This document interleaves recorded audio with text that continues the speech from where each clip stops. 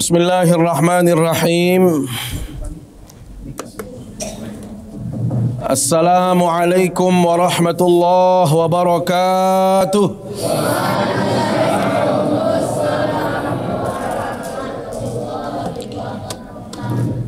Alhamdulillahi rabbil alamin. Al-qail fi muhkami tanzilihi wa huwa asdaqul qailin. A'udzu billahi minasy syaithanir rajim. Bismillahirrahmanirrahim. Laqad ja'akum rasulun min anfusikum azizun 'alaihi ma 'anittum harisun 'alaikum bil mu'minina raufur rahim. Asyhadu an la ilaha illallah wa asyhadu anna Muhammadan 'abduhu wa rasuluh. Allahumma salli wa sallim wa barik ala sayyidina Muhammad wa ala alihi wa sahbihi ajma'in. Amma ba'du. Yang tiang hormati dan muliakan para tuan guru, para alim ulama, para cendekiawan, yang tiang hormati dan muliakan ketua dan segenap pengurus masjid, singkatnya hadirin hadirat jamaah pengajian yang dimuliakan Allah Subhanahu wa taala. Mari kita sama-sama memanjatkan puji syukur kita kehadirat Allah Subhanahu wa taala. Semua yang hadir di sini mendapatkan begitu banyak kenikmatan dari Allah Subhanahu wa taala. Saat ini kita masih bisa hadir di majlis yang mulia ini dalam keadaan sehat walafiat, di saat sebagian saudara kita mungkin ada yang saat ini sedang sakit, ada yang mungkin sedang cek laboratorium, atau mungkin ada yang sedang konsultasi kesehatan dan lain sebagainya. Tetapi alhamdulillah kita yang hadir di sini dalam keadaan sehat walafiat. Kita alhamdulillah masih diberikan kesempatan oleh Allah Subhanahu wa taala. Di saat sebagian saudara kita karena kesibukannya yang tinggi, kegiatannya yang sangat banyak, tidak ada kesempatan untuk hadir bersama di majelis ilmu, atau mungkin mereka sudah juga meninggalkan kita. Mereka lebih dahulu meninggal dunia sehingga tidak ada ruang lagi untuk mereka bisa beramal saleh seperti tiang pelunggum sami. Maka ini adalah anugerah yang sangat besar yang Allah berikan kepada kita. Mudah-mudahan kita yang hadir di sini tergolong orang-orang yang pandai bersyukur kepada Allah Subhanahu wa taala. Karena bila mana kita pandai bersyukur, niscaya Allah akan menambahkan nikmat-nikmat lainnya dalam kehidupan kita.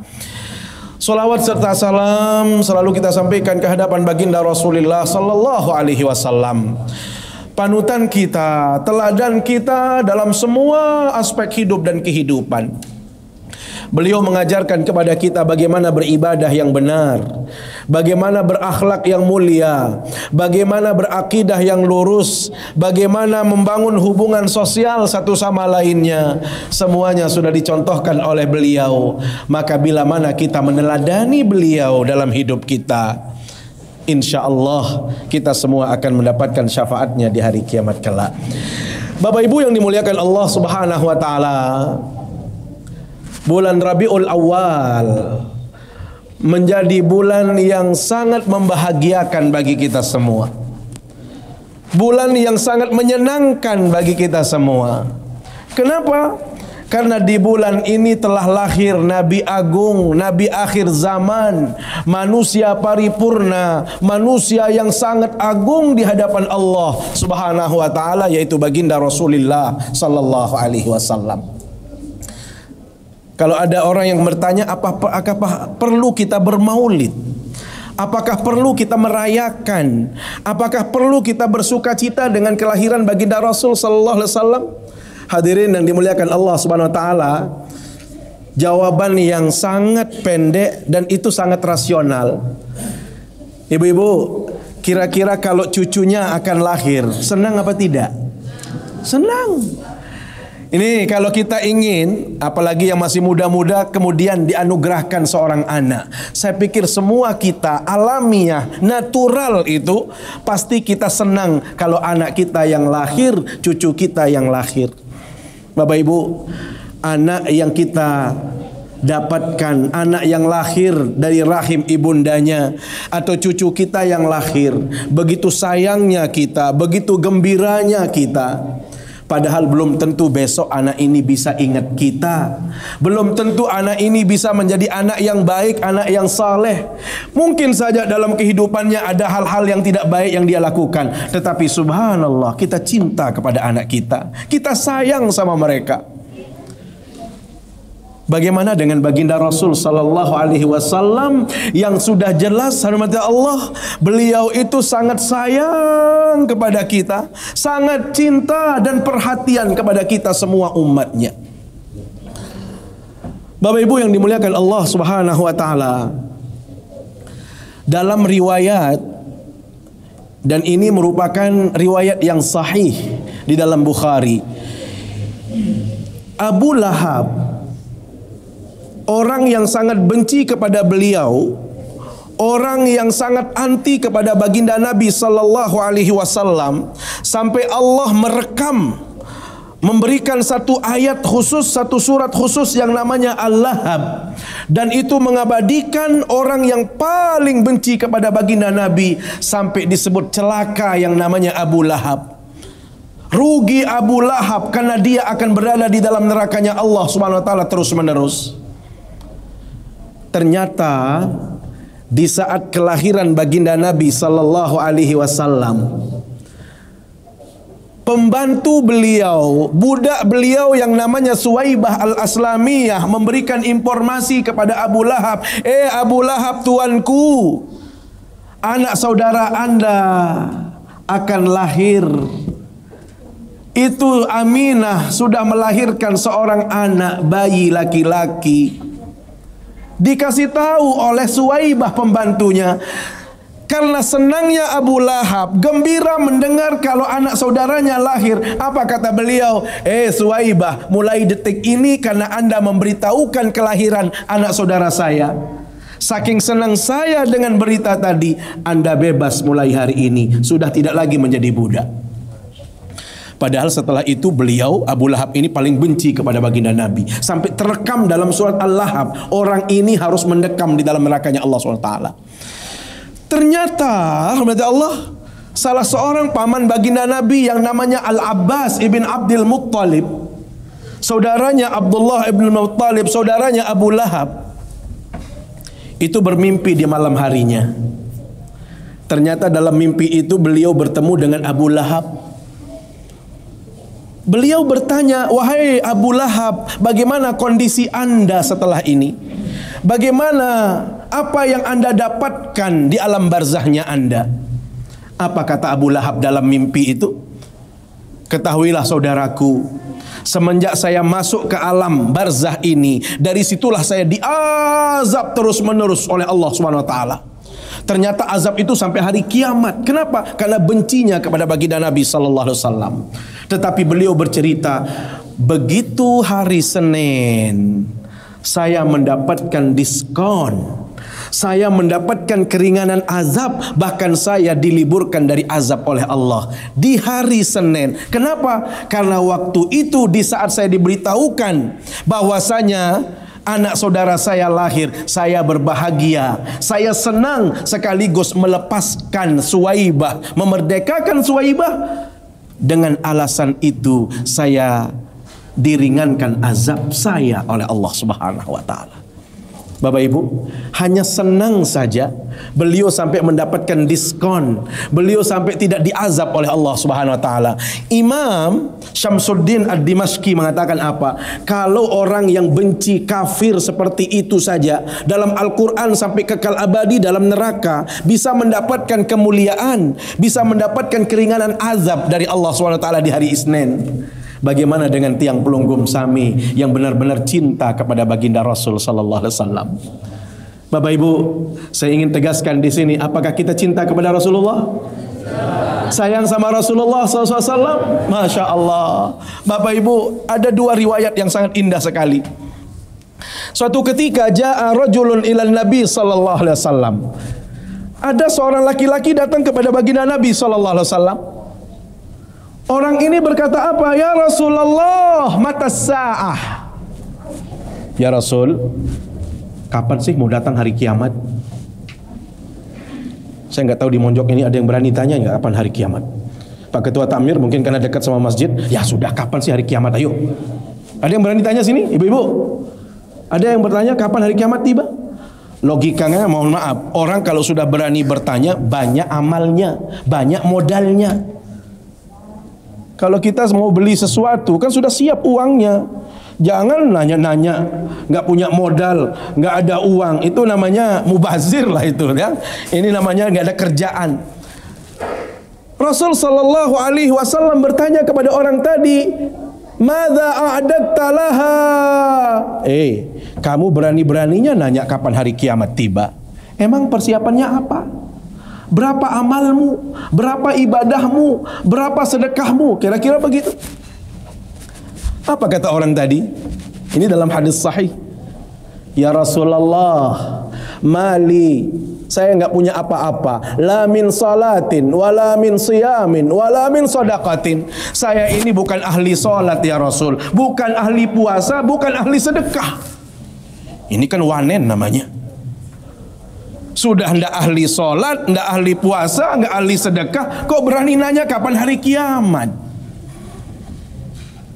Tidak dijelaskan secara rinci hormati Allah dalam hadis tadi, tetapi kemungkinan orang ini mungkin tidak melakukan sholat-sholat sunnah, ibadah-ibadah sunnah, puasa-puasa sunnah, atau mungkin tidak banyak bersedekah dan lain sebagainya. Tetapi apa katanya laki-laki yang pede tadi bertanya tentang hari kiamat? Ya Rasulullah, hanya satu modal saya.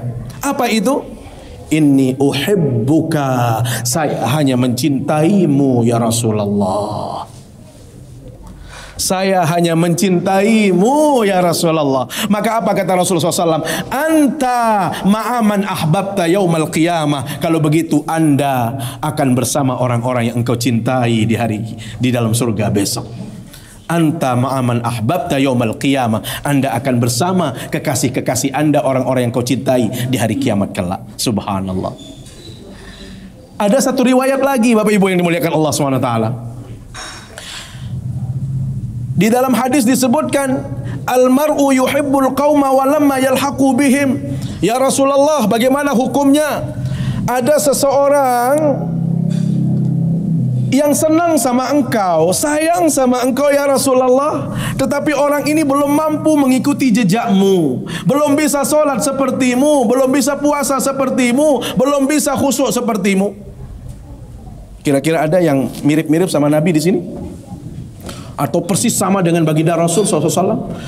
Saya yakin tiang pribadi tidak mungkin seperti itu. Mustahil manusia itu bisa menghadirkan sosok baginda Nabi dalam segala aspeknya. Salat kita masih jauh, puasa kita masih jauh, sedekah kita apalagi. Ada orang, ini dalam hadis, al-mar'u yuhibbul qauma wa lamma yalhaquhum. Ya Rasulullah, ada orang yang mencintaimu tetapi beliau, orang ini tidak bisa mengikuti jejakmu ya Rasulullah. Mohon fatwanya. Bagaimana hukumnya orang ini? Lahirlah hadis Bapak Ibu yang sering didengar, al-mar'u ma'aman ahabba yaumal qiyamah. Seseorang itu akan dikumpulkan bersama dengan orang-orang yang dia cintai di hari kiamat kelak. Subhanallah. Maka saya lagi sekali yang ingin pastikan di sini, apakah kita sayang sama Rasulullah? Apakah kita cinta sama Rasulullah sallallahu alaihi wasallam? Hadirin yang dimuliakan Allah Subhanahu wa taala, kalau kita berbicara cinta, kalau kita berbicara sayang, tidak ada orang yang paling mencintai kita kecuali baginda Rasul sallallahu alaihi wasallam. Kalau ada orang mengatakan bapak saya yang mencintai saya, belum tentu. Ibu saya yang mencintai saya, belum tentu. Anak saya yang sayang sama saya, tidak bisa. Orang yang paling cinta kepada kita, mata Allah, hanya baginda Rasulullah sallallahu alaihi wasallam. Bayangkan bagaimana beliau tidak mencintai kita dalam semua aspek. Dalam semua yang kita lakukan, termasuk ibadah yang kita lakukan, termasuk kondisi kita nanti di hari kiamat, beliau itu tidak pernah memikirkan dirinya sendiri, tetapi selalu dalam bayangan beliau adalah bagaimana masa depan umatku. Coba kalau kita saling cinta pun mungkin terbatas, dibatasi oleh ruang, oleh waktu, oleh kepentingan. Allah, mungkin saya bisa cinta sama seseorang karena mungkin dia masih cantik, masih gagah, atau mungkin masih kaya. Kan begitu? Kalau saat ini mohon maaf Allah, orang mencintai sesama atau mencintai orang lain, itu jarang kita mendapatkan orang yang benar-benar tulus dalam mencintai. Selalu yang ada adalah kepentingan. Makanya ulama mengatakan apa? Taron nasa qad malu ila man indahu malu faman laysa lahu malu fa anhun nas qad malu. Orang berbondong-bondong saat ini mencari kawan, mencari teman yang punya harta yang banyak, punya status sosial yang tinggi. Kalau orang itu masih punya jabatan, rame orang yang ngaku kalau kita saudaraan. Nggak kita kenal, nggak kita ini. Dia sebut satu kakek, satu gubuk, satu apa, banyak pokoknya. Nggak pernah sepi kita dari tamu. Kalau kita masih kaya, Masya Allah, banyak orang yang cinta sama kita, banyak yang sayang sama kita. Tetapi faman laisa lahu malu fa anhun nas qad malu. Bila mana status sosial itu sudah selesai, jabatan itu sudah selesai, kekayaan kita sudah hilang, satu persatu orang itu sudah hilang dalam kehidupan kita. Itulah manusia saat ini. Makanya hormati Allah, kalau kita mencintai baginda Nabi, sebenarnya ada satu hal yang menjadi keharusan bagi kita semua. Apa itu? Kita harus ingat kalau baginda Nabi itu adalah seorang anak yatim. Maka idealnya setiap maulid, seseorang itu harus lebih cinta kepada anak yatim, cinta kepada fakir miskin. Tetapi nyatanya dalam kehidupan kita, mohon maaf Allah, kalau orang itu miskin, apalagi anak yatim, biasanya jarang yang kenal. Jarang ada orang yang mau bersahabat, berteman, apalagi sampai membantu, itu jarang sekali, Allah. Ini kekeliruan kita, kadang-kadang melupakan hal-hal yang terlihat seperti itu. Maka tugas kita mati Allah adalah, kalau kita benar-benar cinta kepada Rasul sallallahu alaihi wasallam, maka kita harus benar-benar mencintai apa yang dicintai oleh baginda Rasulullah sallallahu alaihi wasallam. Yang kembali kepada kecintaan baginda Nabi sallallahu alaihi wasallam.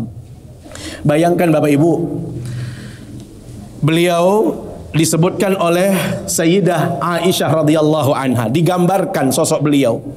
Ra'aitun Nabiyya sallallahu alaihi wasallam, saya melihat baginda Nabi sallallahu alaihi wasallam tiba nafsin, dalam kondisi yang sangat menyenangkan.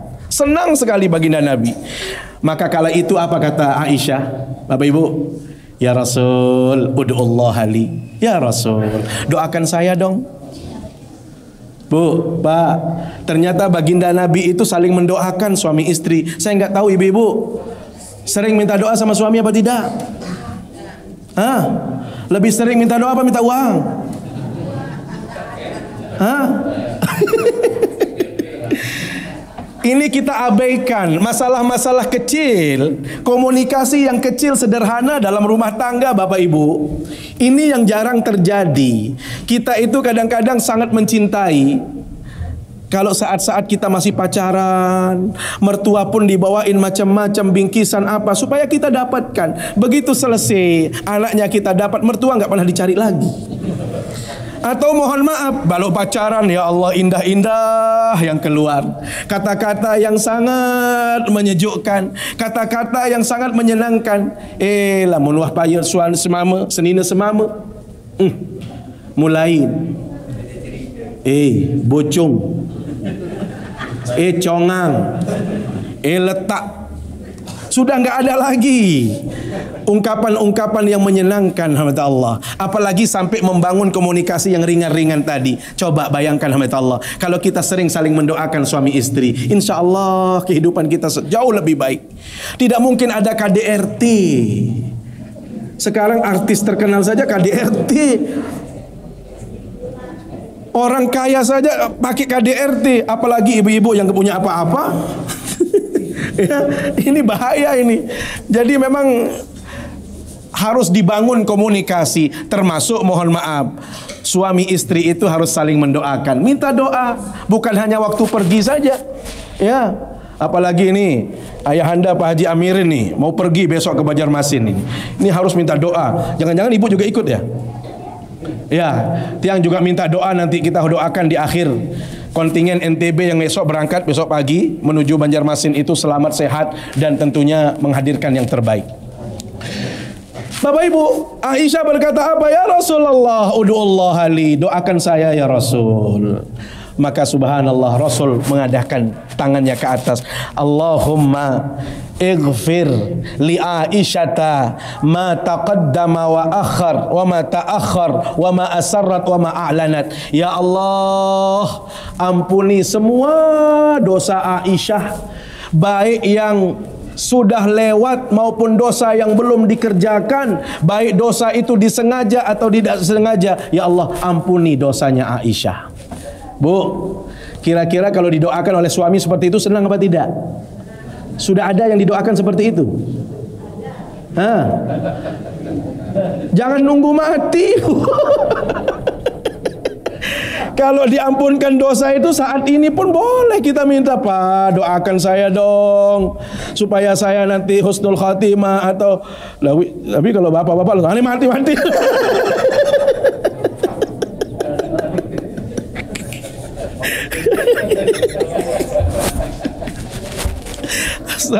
Hadirin yang dimuliakan Allah, perlu kita saling mendoakan, ampuni dosa, ya, dilipat gandakan pahala, dimudahkan urusan dan lain sebagainya. Itu doa. Subhanallah Bapak Ibu, dalam riwayat saking senangnya Aisyah didoakan oleh baginda Nabi. Nabi bahasa Nabi, ayasurruki du'ai ya Aisyah. Apakah kamu senang dengan doa saya tadi? Apa kata beliau Aisyah? Mali yasurruni du'auk ya Rasulullah. Siapa yang tidak senang bila mana engkau yang mendoakan? Sampai beliau kepentok, goyang-goyang kepala beliau saking senangnya didoakan oleh baginda Rasulullah SAW. Barulah baginda Nabi berkata, Bapak Ibu, ya Aisyah, wahai Aisyah, innaha la du'ai li ummati fi kulli salatin. Ketahuilah Aisyah, doa yang tadi saya sampaikan kepada Allah, itulah doa yang setiap saat, setiap waktu selesai salat saya mintakan kepada Allah agar semua umatku diampunkan semua dosa dan kesalahannya. Bapak Ibu, yang memintakan ampunan itu Rasulullah. Kapan? Setiap selesai sholat beliau nggak pernah melupakan untuk mendoakan kita. Apa ini bukan karena cinta? Bapak Ibu, kalau kita saat ini mencintai anak kita, mencintai istri kita, apakah kita sering mendoakan selesai sholat? Belum tentu. Tetapi baginda Nabi tidak pernah melupakan Bapak Ibu. Setiap selesai sholat beliau katakan, selalu saya mendoakan umatku. Apa itu doanya? Allahumma gfir li ummati, ya Allah ampuni dosa semua umat saya. Bapak Ibu, itulah cinta yang tulus. Makanya di akhir-akhir hayat baginda Nabi sallallahu alaihi wasallam, beliau di akhir-akhir hayat itu sering sekali ke makam Baqi, ke makam Uhud. Ini perlu juga, ini kalau sudah tua-tua coba programkan sekali-sekali ziarah ke kubur itu. Atau paling tidak lihat di mana rumah masa depan kita, kan begitu. Ini kadang-kadang sudah tua masih aja urus rumah tipe sekian, tipe sekian. Perlu sekali-sekali tipe yang masa depan yang di situ. Biar tahu lemak kira-kira, kan mana? Ada yang seperti itu di sini? Perlu, Allah. Rasul SAW di akhir hayatnya selalu ke Baqi. Beliau mendoakan ahli Baqi. Ke Uhud beliau mendoakan ahli Uhud. Suatu ketika Allah, selesai beliau ziarah ke Baqi, dan itu di akhir-akhir hayat beliau. Langsung beliau kumpul dengan sahabat, duduk bareng, ada Abu Bakar, ada Umar, ada Utsman, Ali, dan orang-orang as-sabiqunal awwalun, orang-orang yang hebat yang masuk surga semua. Apa ucapan beliau di tengah-tengah mereka? Inni lawadittu an altaqiya bi ikhwani. Bahasan beliau, saya kepingin besok, kapanlah kira-kira setelah ini saya bisa dipertemukan dengan saudara-saudara saya, kata Rasul SAW. Kaget para sahabat, "Ya Rasulullah, kenapa engkau cari saudara? Bukankah kami ini saudara-saudaramu ya Rasul? Kami dari awal bersamamu ya Rasul. Kami garansi kami saudara-saudaramu ya Rasul." Bapak Ibu, apa kata Rasul? Bukan. Kalau Anda ini namanya sahabat. Kira-kira rahmat Allah, mana lebih dekat seseorang itu, sahabat apa teman? Sahabat atau saudara? Mohon maaf. Sahabat apa saudara? Yang kita bela-bela bantal, yang kita benar-benar habis-habisan, itu pasti saudara, bukan orang lain. Maka Rasul sallallahu alaihi wasallam beliau minta, "Ya Allah, mudah-mudahan suatu ketika saya dipertemukan dengan saudara-saudara saya." Kaget para sahabat, "Bukankah kami ini saudara-saudaramu ya Rasul?" Apa jawab Rasul? "Bukan. Anda semua ini sahabat namanya." "Siapa saudaramu ya Rasulullah?" "Saudaraku, man amana bi walam yaruni." Orang yang saya sebut sebagai saudara saya adalah mereka yang beriman kepada saya, padahal mereka tidak pernah berjumpa dengan saya. Siapa yang dimaksud rahmat Allah? Siapa yang dimaksud? Allah. Bapak Ibu dirindukan oleh baginda Rasul sallallahu alaihi wasallam.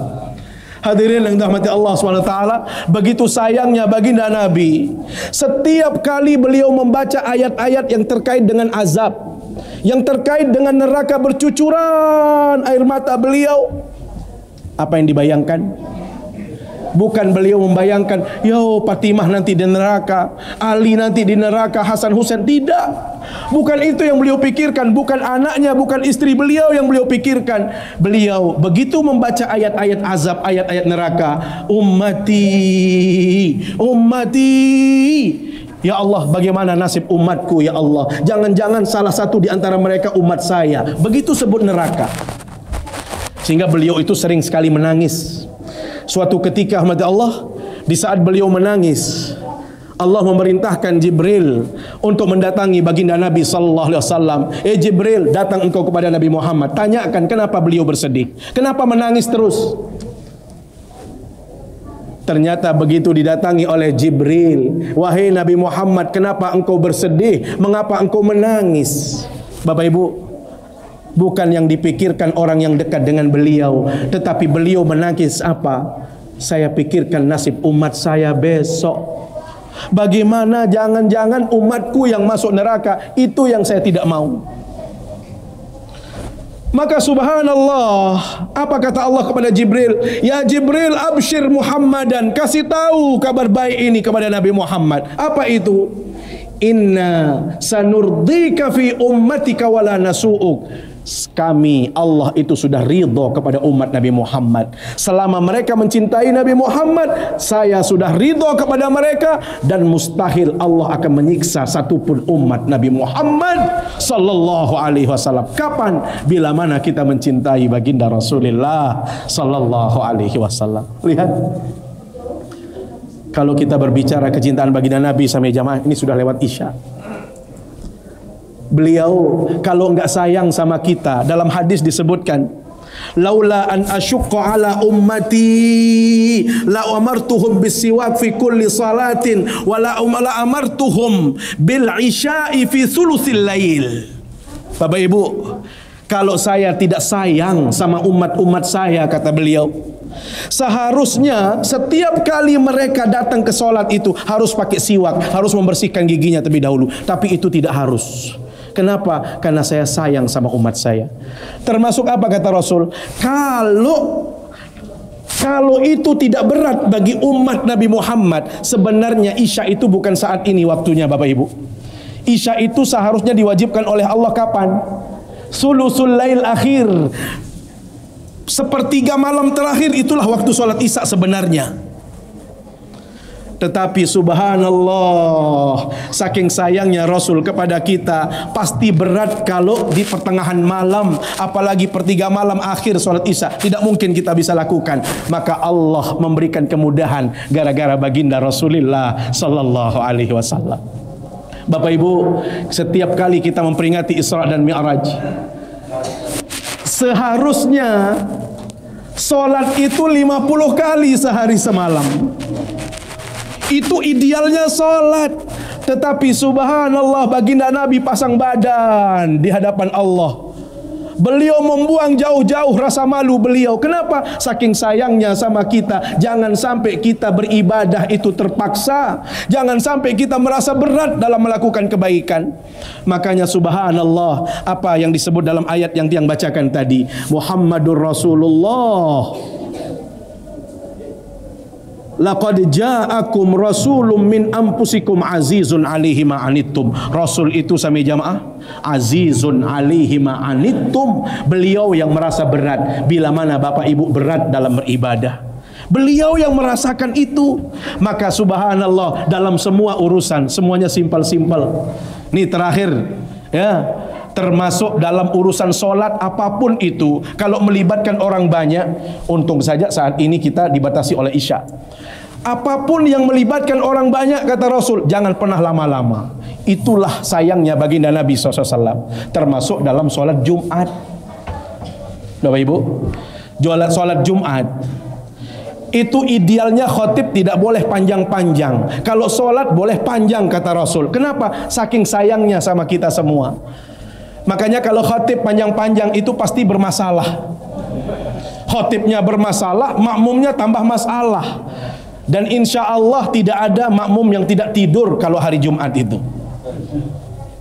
Apalagi waktunya khotib naik mimbar. Itu waktu yang paling nikmat untuk tidur pulas itu. Mengalahkan hotel bintang 6 yang di Jakarta. Itu cukup duduk di masjid hari Jumat saat khutbah dibacakan. Makanya kalau ada Bapak Ibu punya tetangga cerita sama Bapak Ibu, la ilaha illallah, saudara saya nggak bisa tidur, sulit tidur, malam-malam nggak bisa, siang-siang nggak bisa. Sudah, hari Jumat aja saja ke masjid. Insya Allah dia duduk di situ mendengarkan khutbah, yakin pasti dia bisa tidur. Maka subhanallah, Rasul katakan apa? Para khatib, jangan panjang-panjang.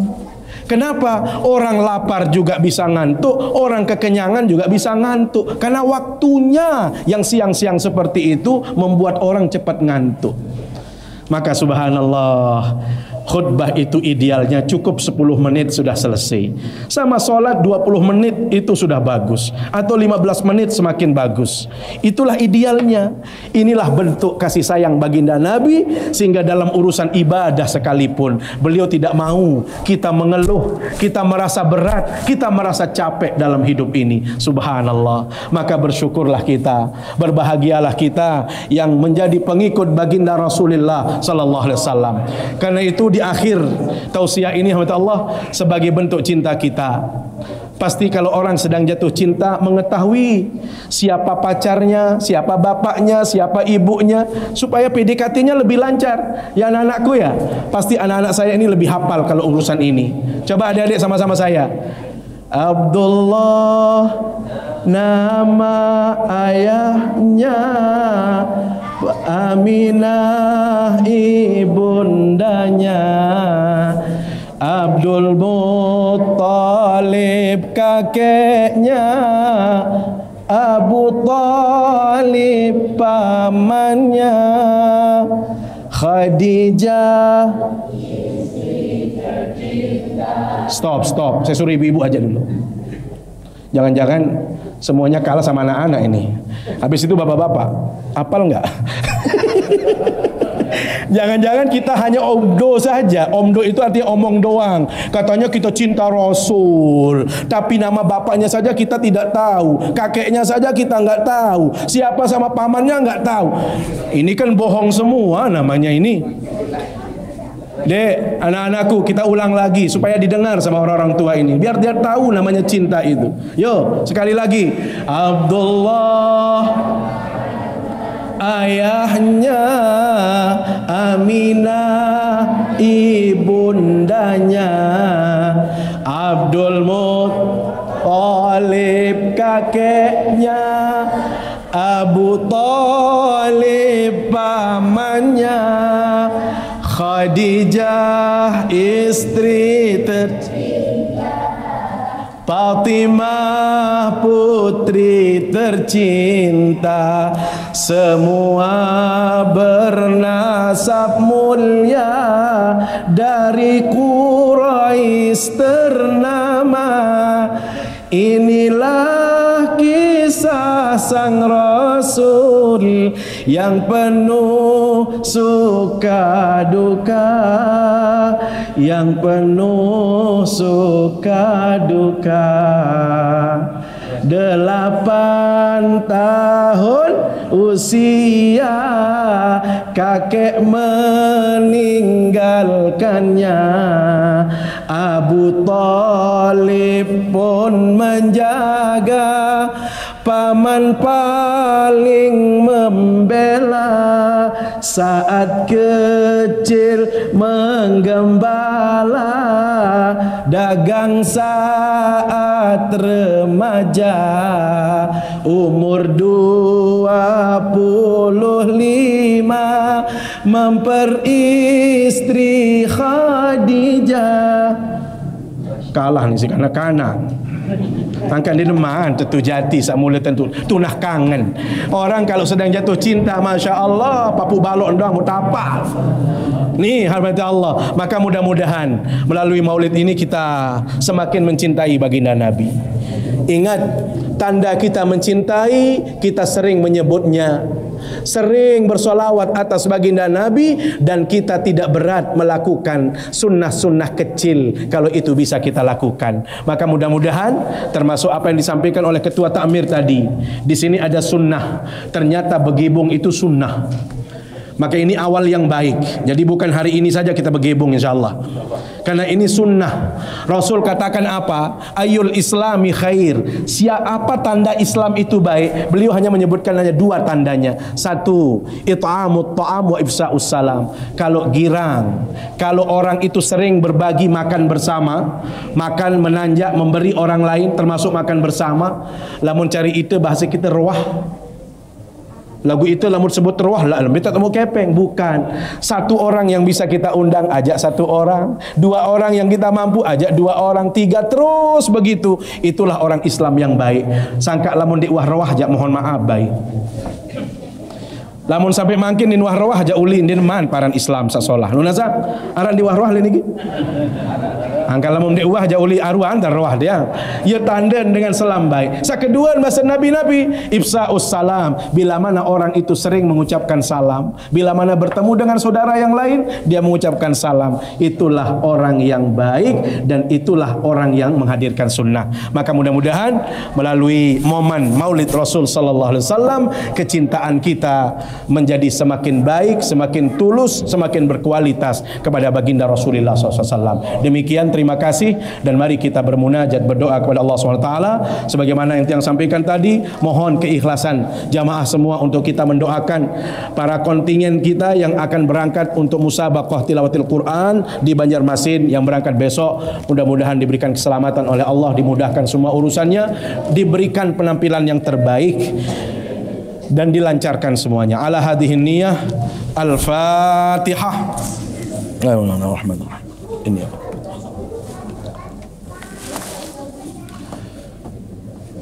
أعوذ بالله من الشيطان الرجيم. بسم الله الرحمن الرحيم. الحمد لله رب العالمين، والصلاة والسلام على أشرف الأنبياء والمرسلين وعلى آله وصحبه أجمعين. اللهم اكتب السلامة علينا وعلى عبيدك المسافرين والمؤتمرين من أمة محمد صلى الله عليه وسلم في برك وبحرك وجوك، إنك على ما تشاء قدير. اللهم سلمهم وبلغهم إلى مكانهم إلى مقرهم يا رب العالمين. اللهم تقبل منا إنك أنت السميع العليم، وتب علينا إنك أنت التواب الرحيم. ربنا هب لنا من أزواجنا وذرياتنا قرة أعين واجعلنا للمتقين إماما. اللهم ألف بيننا وبين قلوب المؤمنين. اللهم ارزقنا متابعة النبي صلى الله عليه وسلم قولا وفعلا وعملا يا رب العالمين. ربنا آتنا في الدنيا حسنة وفي الآخرة حسنة وقنا عذاب النار. وصلى الله على سيدنا محمد وعلى آله وصحبه أجمعين، والحمد لله رب العالمين. أقول قولي هذا وأستغفر الله، والسلام عليكم ورحمة الله وبركاته.